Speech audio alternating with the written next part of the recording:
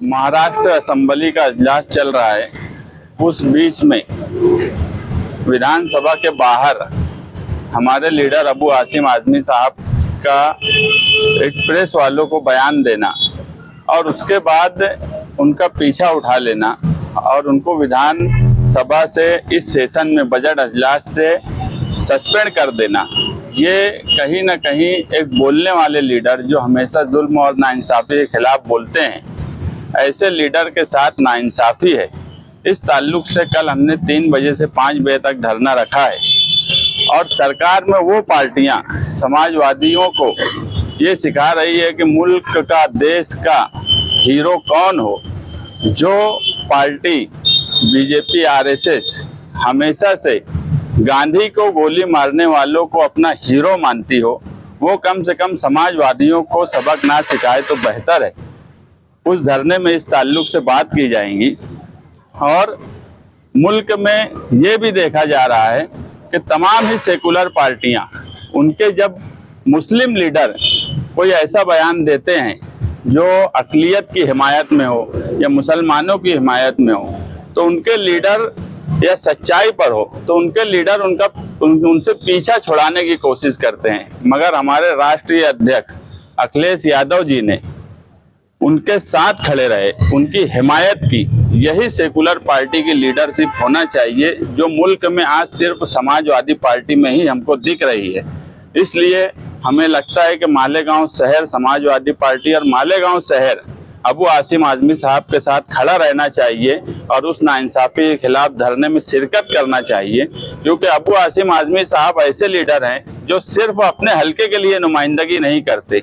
आपको मैं बता दूं कि अजलास शुरू होने से लगभग महीना भर पहले उन्होंने एसआईटी लगने के बाद और जो मालेगांव शहर के साथ नाइंसाफ़ी हो रही है, इस ताल्लुक से उन्होंने एक सवाल असेंबली सेशन में लगाया था, मगर उसके सस्पेंड होने की वजह से मालेगांव शहर की जो नुमाइंदगी होना चाहिए थी, हम उससे भी महरूम हो रहे हैं। इसलिए मालेगांव शहरियान कल 3 बजे से 5 बजे तक उस धरने में शिरकत करें, क्योंकि हम ये भी देख रहे हैं कि जो मालेगांव शहर के नुमाइंदे हैं, उन्हें जामखेड़ा में शेतकरी की प्याज में कीड़े लग गए हैं।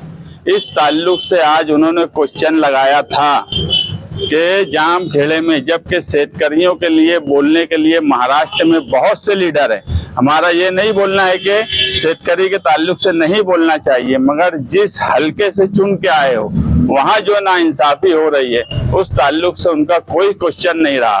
पूरे अजलास में 2 से 3 मिनट 0 हावर में बोल के अपनी नुमाइंदगी अदा करेंगे, मगर क्वेश्चन किनके लिए लगाया गया? मौजूदा एमएलए ने जामखेड़े में प्याज पर खामखेड़े में प्याज पर कीड़ी लग रही है और उस कीड़ी से अब ये क्वेश्चन लगाने का मकसद कोई कारोबारी आदमी है जो कीड़ानाशक दवा का इस्तेमाल करता है, वो उनके टच में है कि क्या है, मुझे इसका इल्म नहीं। मगर हमारी समझ में ये बात नहीं आती कि मालेगांव शहर के जो हालात हैं, उस हालात में इस तरह का क्वेश्चन लगाने का क्या मतलब है या क्या मायने है, इसका खुलासा मौजूदा एमएलए को करना चाहिए। और अबू आसिम आजमी जैसा लीडर जो अगर वहाँ पर नुमाइंदगी कर रहा था, उस वक्त उनके साथ खड़े होने की जिम्मेदारी भी थी, वो जिम्मेदारी भी नहीं निभाई गई। और हमें उम्मीद भी नहीं है, जो नुमाइंदा अपने शहर की आवाम के लिए नुमाइंदगी नहीं कर सकता, वो किसी और के लिए नुमाइंदगी करेगा, ऐसा हमको कभी उनसे उम्मीद नहीं रही। हमने पीछे भी एक मर्तबा प्रेस बुलाया था, उन्होंने एक इल्ज़ाम मुझ पर लगाया था कि शिवाजी महाराज के मुजस्समे पर, क्योंकि आजकल शिवाजी महाराज की चर्चा बड़ी महाराष्ट्र भर में है, और वहीं पर हमने धरना दिया था। उस धरने से हमें कामयाबी मिली थी कि सिविल हॉस्पिटल का एक हिस्सा जो जाने वाला था वो वापस रह गया, और उसमें उन्होंने कहा था कि मैंने 25,000 रुपया देकर फिरका परस्तों को वहाँ बुलाया। हजरत की ही जबान में अक्सर वो बोला करते हैं कि वो पाइप में आ गया, उसको टांग दिए। हमको वक्त इसलिए लगा कि हमारे जो एडवोकेट हैं वो एक अच्छी नोटिस बना कर दें, क्योंकि हजरत आप अपने आप पाइप में आ गए और इसका जवाब 7 दिन में दें, ये नोटिस उन तक पहुंच गई है, इसकी रिसीव्ड कॉपी भी हमको मिल गई है और कहीं ना कहीं इसको 4 दिन हो चुका है, 7 दिन में वो जवाब दे, नहीं तो हमने इसमें सिविल डिफेमेशन का केस उन पे दाखिल करने की हमारी पूरी तैयारी है। और जो आदमी हमेशा से झूठ बोले, लोगों को गुमराह करे, इसलिए इस मर्तबा हमने सोचे है कि अब आवाम के सामने सच्चाई आना चाहिए। इसी तरीके से एक तंजीम, इससे पहले भी मैंने कहा था कि वो तंजीम जो है सियासी इस्तेमाल में आती है मालेगांव शहर में, और वो तंजीम का मैं अभी इश्तिहार देखा तो उस इश्तिहार में तंजीम ने चंदा मांगने के लिए, इससे पहले तो मेरी नज़र से चंदे की बात इश्तिहार की शक्ल से नहीं गुजरी, मगर इस मर्तबा इश्तिहार दिया गया। और हमने पहले भी बोला था कि ऐसी तंजीम जो मजहबी नाम से चंदा जमा करे, कौम मिल्लत के नाम से चंदा जमा करे और उसका इस्तेमाल सियासी तौर पर करे, ऐसी तंजीमों को मालेगांव शहर के लोग चंदा ना दें। और उस इश्तिहार में जब हमने देखा तो वोटर लिस्ट में इतने हजार वोट बढ़ी, SNBT में हम इतने हजार लोगों को लेकर गए, मोहम्मद कैफ का एक मामला हुआ था, उसके केस लड़ने के ताल्लुक से भी वो कोशिश कर रहे हैं, उसके लिए भी चंदे की बात है। इसी तरीके से लाडली बहन स्कीम में तरह तरह की सारी ये जो मामलात उन्होंने लिखे हैं एक मजहबी तंजीम ने, उसका इस्तेमाल वो पूरी तरीके से हर वक्त सियासी तौर पर करते आ रही है। तो उन्होंने अपने इश्तिहार में ये भी लिखना चाहिए कि वोटर लिस्ट में अगर उन्होंने काम किया तो कितना खर्चा लगा, लाडली बहन में किया तो कितना खर्चा लगा।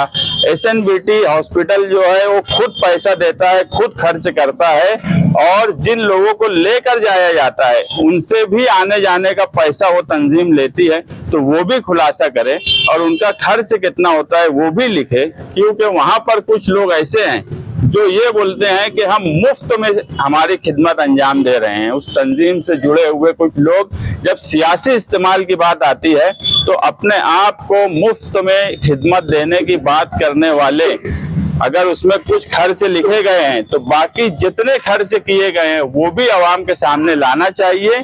नहीं तो ऐसी तंजीम जो बिल्कुल सियासी हो चुकी है मालेगांव शहर में, उसको चंदा कतई नहीं देना चाहिए।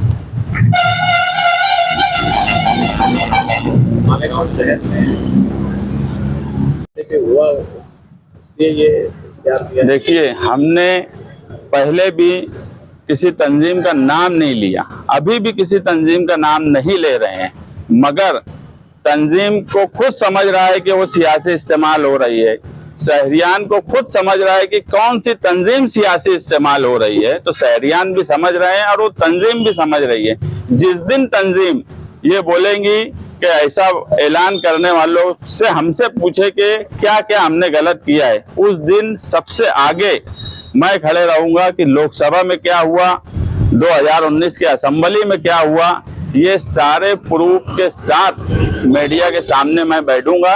मगर मैं ये चाहता हूं कि तंजीम खुद समझे, क्योंकि मालेगांव शहर में बहुत सी तंजीमें हैं जो मजहबी कामकाज करती हैं, तो कौन सी ऐसी तंजीम है जो सियासी इस्तेमाल हो रही है, वो तंजीम खुद समझे। इश्तिहार अगर उनको देने की जरूरत पड़ी है तो उनको समझ रहा है कि वो सियासी इस्तेमाल हो रहे हैं। इस महीने में ऐसा देखा जा रहा है कि पिछले साल भी एक मामला हुआ था जिसकी ऑडियो अभी सोशल मीडिया पर मौजूद है। इस तस्वीरों को तस्दीकनामा लेने के लिए बहुत ज़्यादा तकलीफों का सामना करना है, बहुत परेशान होकर मौलाना का ऑडियो गया उसमें। तो क्या ऐसा होता है कि तस्दीकनामे को लेकर के वो तस्वीरों को सताया जाता है? नहीं, इस ताल्लुक से मुझे नहीं मालूम है, तो मैं कुछ नहीं बोल सकता। पिछले दिनों एक वीडियो देखने में है कि आपके ऊपर मुकदमा किया गया, शाहनील और आपके ऊपर वो अभी, हाँ मैं भी देखा, वो तो एक NC दाखिल की गई।